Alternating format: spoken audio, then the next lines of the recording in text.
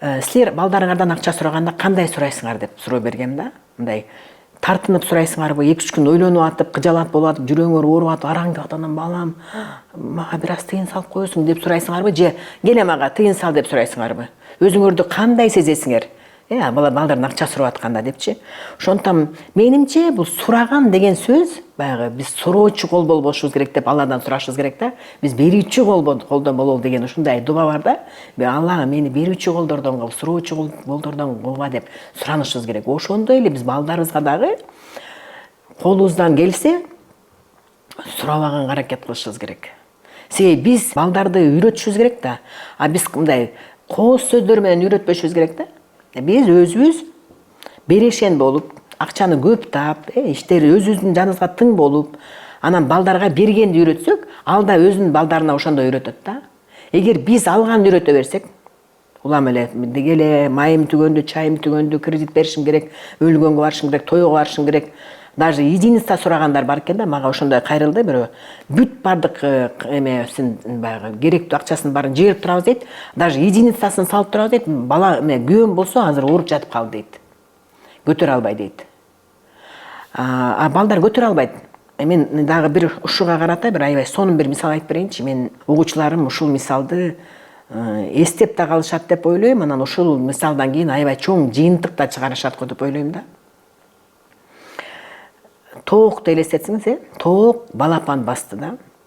Анан тоок балапандарын канаты менен жаап алат да. Канча балапан болсо деле батырат ал. Тукулдап атып эле тук-тук-тук деп атып эле балбагыч тоок батырат да. Анан имдиктин жөжөсүн деле киргизип коюшат аякка, өрдөктүн жөжөсүн деле киргизип коюшат. Билем ушинтип ар кандай башка канаттуулардыкын дагы киргизип эле ушундай тоокко бастырып койчу да. Анан ал жанагы башка бирөөнүн баласын деле, башка бир булуттагдарды деле багып алат экен да. Аялдар ушундай эмеси бар экен да, касиети бар экен. Способности, жөндөмү бар экен да.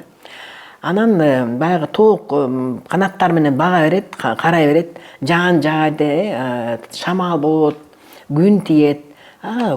Тоок канаты жетет да баарын жапкангачы. Анан бир күнү эле тоок айтат да, баягы кичинекей балапандарынчы. Эми жаан азыр жаан жааганда мени канатыңар менен жапкыла дейт да.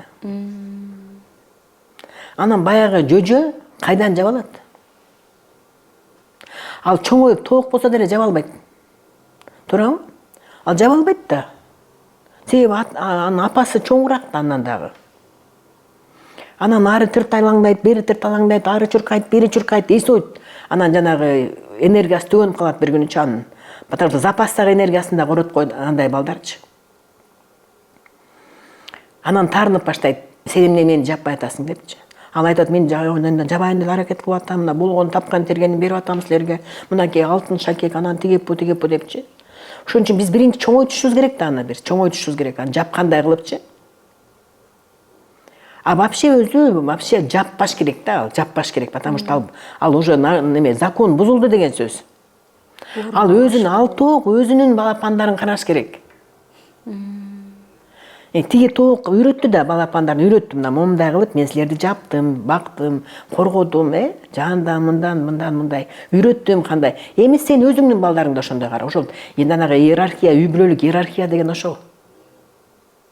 Анан ал дагы ушинтип анан тартип бузулбайт да.